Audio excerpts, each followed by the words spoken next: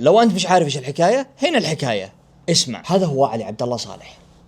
طبعا الرجل الذي حكم اليمن لأكثر من 3 عقود، وصار واحد من أكثر الشخصيات تأثيرا وإثارة للجدل في تاريخ اليمن الحديث، وهذا الشيء لا يختلف عليه اثنين. اليوم بحكي لكم قصته منذ أن كان طفلا إلى أن توفى. علي عبد الله صالح سنة 1942 في قرية بيت الأحمر التابعة لمنطقة سنحان جنوب صنعاء ولد في أسرة فقيرة، وكان يرعي الأغنام قبل ما يلتحق بالمؤسسات العسكرية. وهو في سن صغير حصل على تعليم بسيط في كتاب القرية اللي يسموه دار التحفيظ، يعني بالمختصر كان شبه أمي.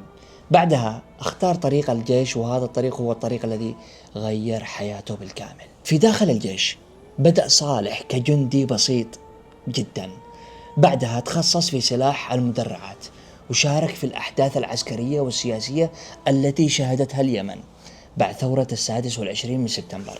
يعني مثل ما يقولوا اليمنيين، كان بس ولسان. مع مرور السنوات بدأ يصعد تدريجيا في الرتب العسكرية، من رتبة لرتبة لحين ما أصبح سنة 1975 قائدا لمعسكر خالد بن الوليد وقائدا للواء تعز.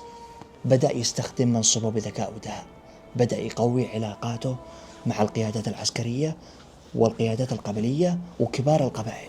في هذه الفترة كان اليمن الشمالي يعيش واحدا من أكثر مراحله الحساسة. ليش؟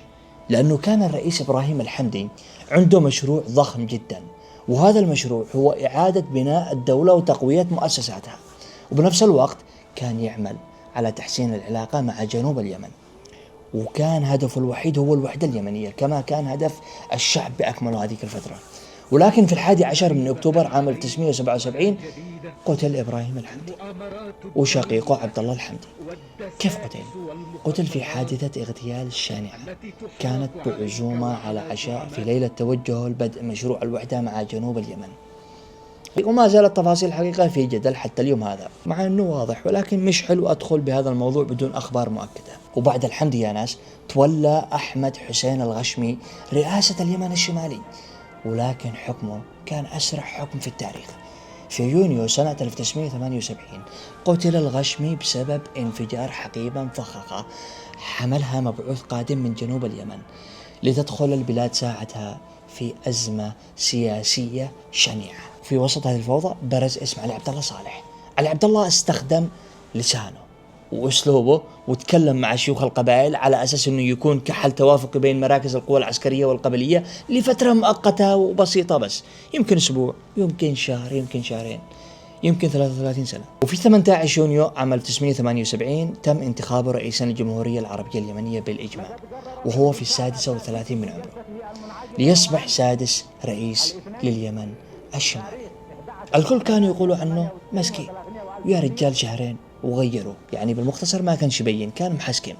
ولكن ما كانوا يعرفوا انه من هنا بدأت قصة علي عبد الله صالح. اليمن الشمالي وقتها كان يعيش اضطرابات سياسية واغتيالات وصراعات قبلية وعسكرية متواصلة، لكن صالح قدر بخلال سنوات بسيطة انه يثبت اقدامه داخل هذه الدولة ويبني شبكة واسعة من العلاقات مع شيوخ القبائل، قادة الجيوش ومراكز النفوذ المختلفة. علي عبد الله صالح كانت قوته يا جماعة بالعلاقات. طبعا كان إنسان اجتماعي ولسان يحترم اللي هو أكبر منه.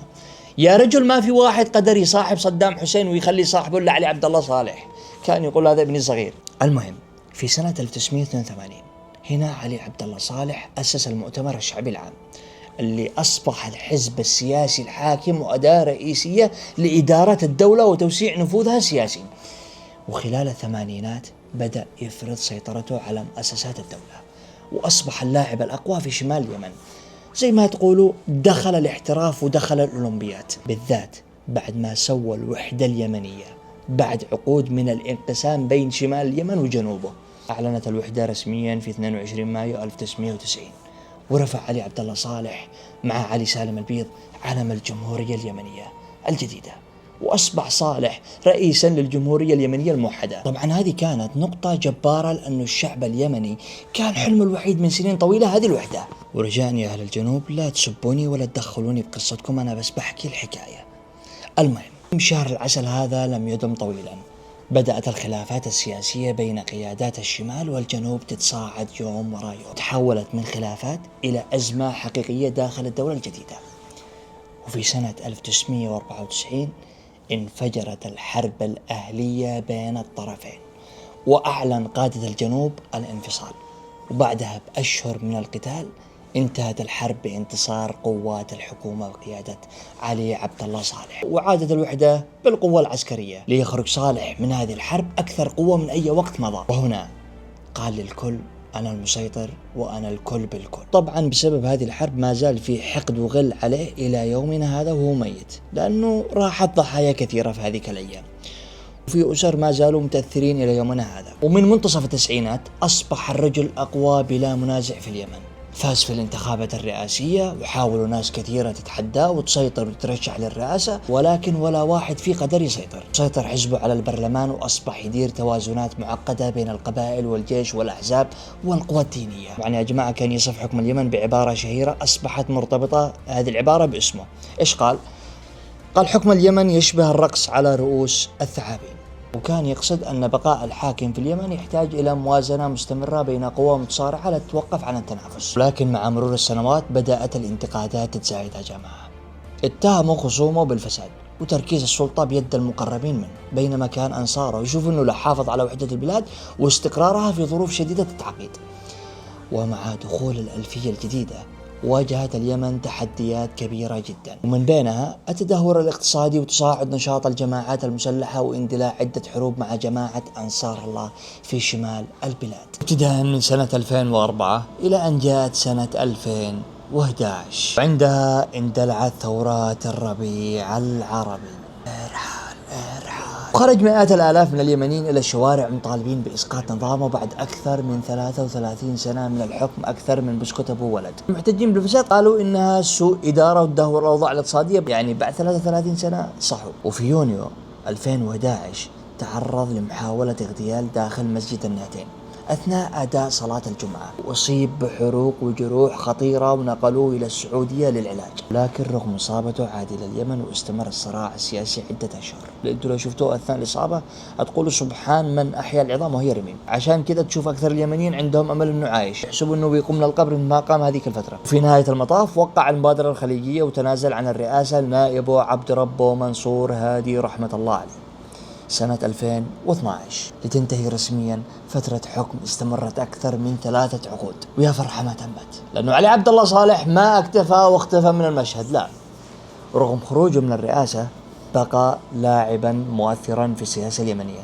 يعني عاده محترف زي كريستيانو يحاول يثبت نفسه. بعد سنوات من الصراع السياسي تحالف مع جماعة أنصار الله، مع اللي خاض معهم حروب طاحنة خلال فترة حكمه، وساعد هذا التحالف في تغيير موازين القوى داخل اليمن وسيطرة الحوثيين على صنعاء. وغير أن التحالف بين الطرفين ما استمر، في أواخر سنة 2017 أعلن صالح استعداد لفتح صفحة جديدة مع التحالف العربي، وبدأت مواجهات مسلحة بين قوات صالح وأنصار الله داخل صنعاء. اللعب هذا كله، الحرب هذه كلها والحروب هذه كلها داخل صنعاء. وخلال أيام قليلة انهار التحالف بالكامل وتحولت العاصمة إلى ساحة قتال بين الحلفاء السابقين. وفي 4 ديسمبر سنة 2017 انتهت الحكاية. قتل علي عبد الله صالح في صنعاء أثناء محاولته مغادرة المدينة بعد اندلاع المواجهات مع الحوثيين، لتنتهي حياة الرجل الذي حكم اليمن أكثر من 3 عقود وبقى مؤثرا في أحداثه حتى آخر يوم من عمره. علي عبد الله صالح صح إنه رحل ورحمة الله عليه، لكن تأثيره على تاريخ اليمن ما زال حاضرا حتى اليوم. فهناك من يشوفه أنه رجل رمز للوحدة اليمنية وأنه صاحب أكبر إنجاز سياسي في تاريخ البلاد الحديث، وهناك من يشوفه أنه لا، مسؤول عن تدهور أوضاع البلاد وأنه هو السبب الأساسي في تدهور أزمات اليمن وانقسامات اليمن اللي عاشتها اليمن خلال الفترات هذه كلها. وبين المؤيدين والمعارضين يبقى علي عبد الله صالح واحدا من أكثر الشخصيات اليمنية إثارة للجدل. وإن كنت ما تعرف الحكاية، أنا وليد أعرفك إيش هي الحكاية. سلام.